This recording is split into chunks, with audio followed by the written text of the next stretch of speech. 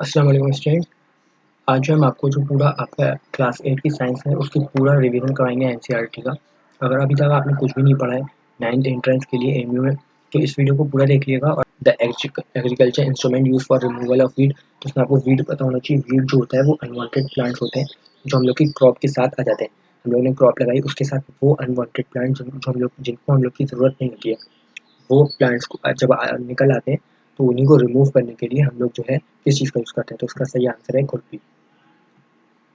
उसके बाद transplantation of seedling is done. Seedling जब हम लोग सीडलिंग का ट्रांसप्लांट करते हैं तो वो किस चीज़ में होता है, तो होता है राइस में। उसके बाद है कंपोस्ट। कंपोस्ट है तो ये एक मैन्योर है। उसके बाद है बीएचसी, बेंजीन हेक्साक्लोराइड। ऐसा बीएचसी जो है वो क्या है, तो ये एक पेस्टिसाइड है, यानी इंसेक्ट्स को किल करने के लिए हम लोग बीएचसी का यूज़ करते हैं। उसके बाद the chemical substance rich in nutrients are called. वो केमिकल सब्सटेंस जिसके अंदर सबसे ज़्यादा न्यूट्रिएंट्स पाए जाता है उसको क्या कहते हैं, उसको कहते हैं फर्टिलाइजर। उसके बाद है bacteria present in root nodules of pea. Pea के रूट में जो नोड्यूल्स में जो बैक्टीरिया पाया जाता है वो क्या होता है, वो कौन सा है, तो होता है राइजोबियम। उसके बाद the micro organism which contain chlorophyll. वो माइक्रो ऑर्गेनिज्म जिसके अंदर क्लोरोफिल पाया जाता है तो वो है एल्गाइन। उसके बाद है the disease cause by protozoa. Protozoa से जो डिसीज होती है वो है malaria. Which can fix atmospheric nitrogen in the cycle. Soil के अंदर नाइट्रोजन का जो होता है उसको फिक्स करने के लिए किस चीज़ को यूज़ किया जाता है, तो इसमें है राइजोबियम। और ये तीनों ही ऑप्शन इसमें है, आपके करेक्ट है।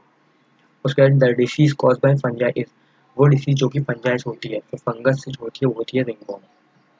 उसके बाद है which bacteria help in settling of curd.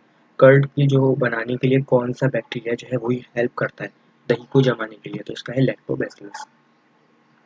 The name the gas involve when magnesium react with dilute hydrochloric acid. Hydrochloric acid से जब मैग्नीशियम जो है रिएक्ट करेगा तो कौन सी गैस जो है उसमें से निकलेगी, इसका सही ऑप्शन जो है वो है हाइड्रोजन।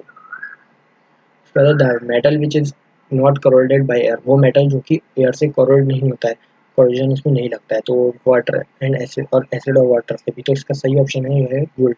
गोल्ड जो है सबसे रिएक्ट जल्दी नहीं करता है, इसी वजह से इसकी जो शाइनिंग है वो बहुत साल तक रहती है।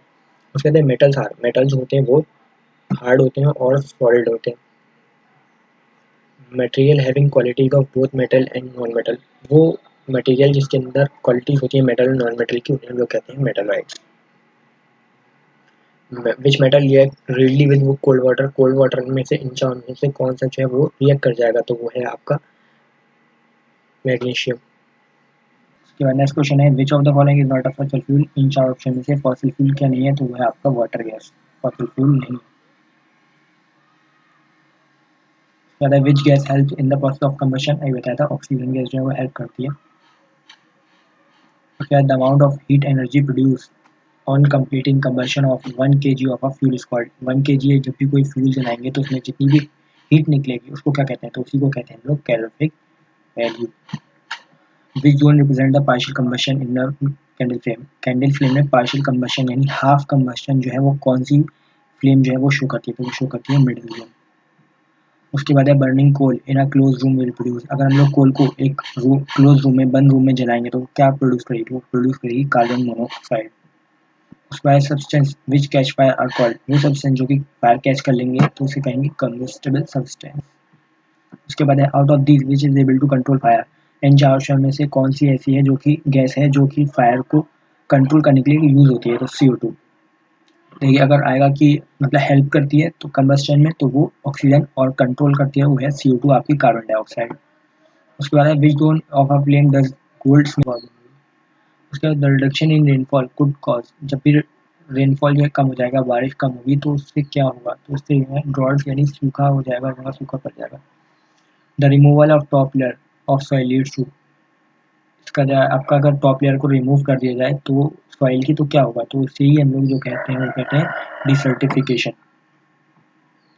उसके बाद है name the sphere that support life and where living organism exist. वो कौन सी स्फीयर है जहाँ पे आपको लिविंग ऑर्गेनिज्म एग्जिस्ट करती है, तो वो आपका आ जाएगा बायोस्फीयर।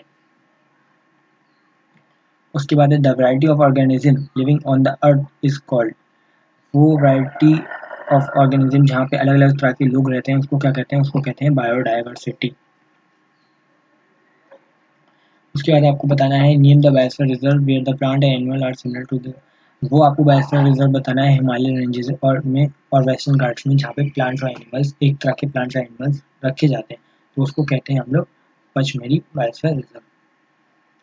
उसके बाद है name the following activities are prohibited in national park, national park में कौन सी ऐसी एक्टिविटीज हैं जो कि बिल्कुल मना है करना, तो इसका जो है आपको पोचिंग कहते हैं, यानी एनिमल्स को किल करना पोचिंग में आता है, हैंड भी उसी में आता है, और फेलिंग ट्री यानी ट्रीज को काटना, ये सभी एक्टिविटीज जो है वो मना है, तो ये आपका नेक्स्ट। उसके बाद name the areas where animals are protected from any disturbance to them their habitat, वो ऐसी कौन सी जगह है जहाँ पे एनिमल्स को रखा जाता है विदाउट उनकी जो उनकी नेचुरल हैबिटेट है उसको डिस्टर्ब किए, तो ये आ जाएगा आपका सेंचुरी में। उसके बाद name the areas reserve to wildlife where the can freely use, वो कौन सी ऐसी जगह है वाइल्ड लाइफ में जहाँ पे वो वाइल्ड लाइफ एनिमल्स के लिए जहाँ पे वो अपनी जिंदगी बिल्कुल आसानी से जी सकते हैं, तो उसका है आपका नेशनल पार्क मिल जाएंगे। Cells which lack nuclear membrane, वो सेल जिसके अंदर न्यूक्लियर मेम्ब्रेन नहीं होता, वो कौन से सेल्स होते हैं, वो होते हैं प्रोकैरियोटिक आपके सेल्स। उसके बाद the control centre of all the activities of a cell, cell का कंट्रोल कौन करता है, कौन से थे, जैसे इंसान को माइंड कंट्रोल करता है वैसे ही आपका न्यूक्लियस जो है वो सेल को कंट्रोल करता है, कमांड देता है। The coloured organelle which are found in plant और इन, वो कलर्ड ऑर्गेनल जो कि सिर्फ प्लांट्स में पाया जाता है उसे क्या कहते हैं, उसे कहते हैं प्लास्टिड्स, जिसे आप सेल वॉल भी कहते हैं। Genes are located in, genes जो है वो कहाँ होती है, वो होती है आपकी क्रोमोसोम्स में। उसके बाद है a group of similar cell combine to form, एक सिमिलर ग्रुप सेल्स का जब भी मिलता है तो क्या चीज़ बनाता है, वो मिलाता है आपका टिश्यू, और टिश्यू मिलकर बनाते हैं ऑर्गन, और ऑर्गन मिलकर बनाते हैं ऑर्गेनिजम्स। उसके बाद the organism contain only a single cell is called, वो ऑर्गेनिज्म जिनके अंदर सिर्फ एक और सिर्फ सिंगल सेल होता है उन्हें हम यूनिसेलुलर ऑर्गेनिज्म कहते हैं। The male gametes consist of, तो इसमें आएगा आपका 3 पार्ट्स, ओवम और एग्स आर फाउंड इन, तो इसका आएगा आपका ओवरी। उसके बाद है इंटरनल फर्टिलाइजेशन टेक प्लेस, तो इसमें आएगा आपका इनसाइड फीमेल बॉडी। उसके बाद है in human the development of fertilize egg take place in the, इसमें आएगा आपका ओविडक्ट। उसके बाद the cell form after fertilization is called zygote। उसके बाद the fusion of sperm and ova usually occur in the oviduct. यहाँ पे आपको सेट्स दे रखा है, इसमें आपको जो है इनकरेक्ट कॉम्बिनेशन बताना है, तो इसमें आपका ये वाला जो है ये इनकरेक्ट है। उसके बाद which of the following show external fertilisation, तो इसमें जो है आपका आएगा फ्रॉग। उसके बाद the force exerted by a charge body on another charge और अनचार्ज बॉडी, वो फोर्स जो कि कोई चार्ज बॉडी दूसरे चार्ज या फिर अनचार्ज बॉडी पे लगाती है उसे क्या कहते हैं, उसे कहते हैं इलेक्ट्रोस्टैटिक फोर्स। उसके बाद है फोर्स कैन चेंज, फोर्स जो है क्या चीज़ चेंज कर सकती है, मोशन भी चेंज कर सकती है, स्पीड भी चेंज कर सकती है, शेप भी चेंज कर सकती है, उसका आएगा ऑल ऑफ दीज। उसके बाद the force exerted bye muscles, muscles जो हम लोग की मसल्स होती हैं वो फोर्स जो लगाती हैं वो क्या होता है, तो वो मस्कुलर फोर्स में आता है आपका। उसके बाद नेक्स्ट क्वेश्चन है 1 kilogram weight is equal to 9.8 Newton.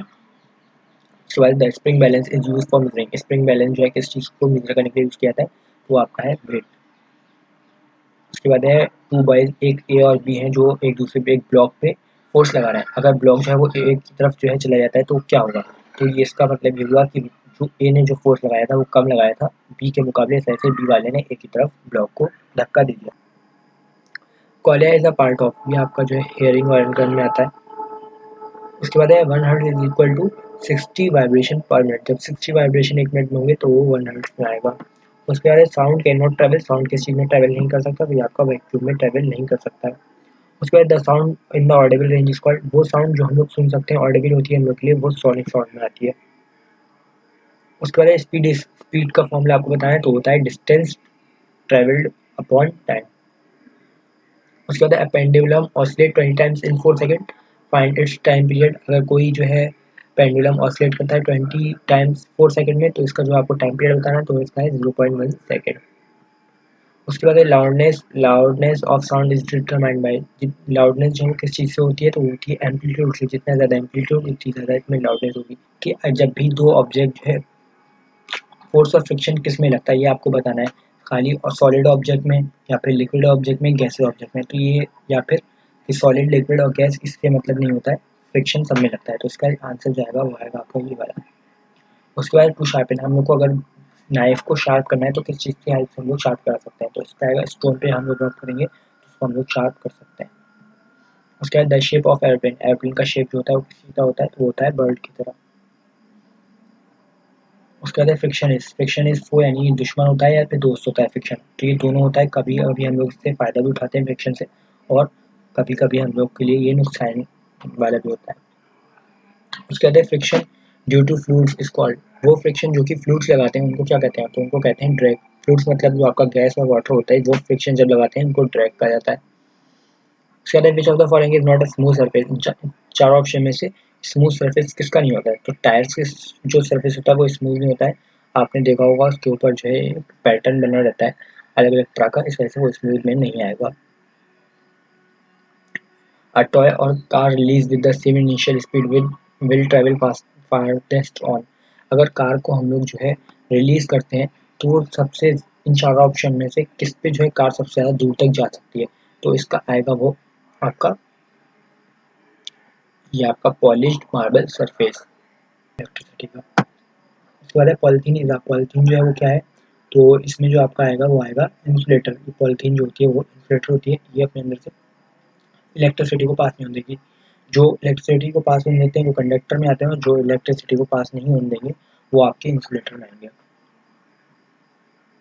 बाद है electroplating is based on, electroplating किस चीज़ पे बेस्ड होती है, वो होती है केमिकल इफेक्ट ऑफ इलेक्ट्रिसिटी पे। उसके बाद कॉपर इज, तो कॉपर जो होता है वो एक गुड कंडक्टर है। उसके बाद waste from electroplating factory must be dispose of, जो इलेक्ट्रोप्लेटिंग फैक्ट्री होती है उनका जो वेस्ट होता है उनको हमें कैसे डिस्पोज करना चाहिए, कहाँ पे उनको फेंकना चाहिए, तो इसका आएगा according to the disposal guidelines of waste management bodies. जितनी भी इंडिया की वेस्ट मैनेजमेंट बॉडीज हैं या अदर कंट्रीज के, उनके गाइडलाइंस के अकॉर्डिंग हमें उन्हें डिस्पोज करना चाहिए, ऐसे खुले में नहीं छोड़ना चाहिए।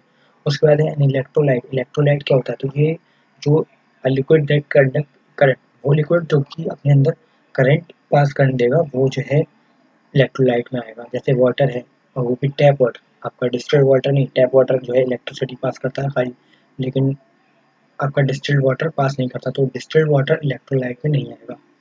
उसके बाद है flow of electron, flow of electron को ये हम लोग जो कहते हैं वो कहते हैं इलेक्ट्रिक करंट।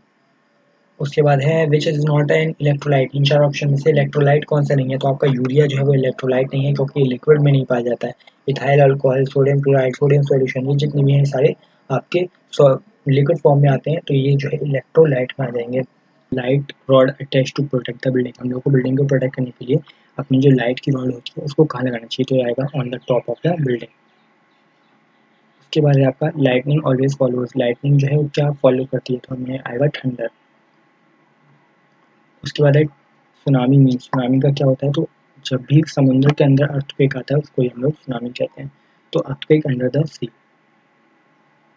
उसके बाद the wave produce on the earth surface is called, earth की सरफेस पे जो वेव्स होती हैं उन्हें क्या कहता है, तो उनको कहता है सिस्मिक वेव। उसके बाद है एम्बर इज, एम्बर क्या है, तो ये एक रेसन होता है।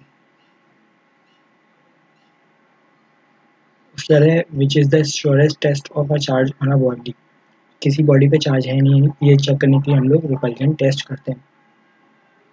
उसके बाद है which of the following can be charge with static electricity, static electricity को यूज करके हम लोग किस चीज़ को चार्ज कर सकते हैं, तो इसका आएगा इंसुलेटर। उसके बाद है which of the following occur during lightning, lightning के वक्त क्या चीज़ होती है, तो इसका आएगा नाइट्रोजन फिक्सेशन। उसके बाद है नेक्स्ट चैप्टर है वो है लाइट, इसमें आपका फर्स्ट क्वेश्चन है the smooth shining surface which rebounds the light back, वो स्मूथ सरफेस जो कि लाइट को वापस भेज देता है वो कौन सा सरफेस होता है, वो होता है आपका मिरर, इन चार ऑप्शन में से। उसके बाद है beam of light striking the reflecting surface is called, वो बीम ऑफ लाइट जो कि रिफ्लेक्टिंग सरफेस से टकराती है और रिफ्लेक्ट हो जाती है वो कौन सी होती है, तो जो बीम ऑफ लाइट आती है स्ट्राइक करती है उसे हम लोग इंसिडेंट रे कहते हैं। उसके बाद है बैंड ऑफ सेवन कलर्स का बैंड होना झुकना क्या क्या रहता है यहाँ पे आपका स्पेक्ट्रम।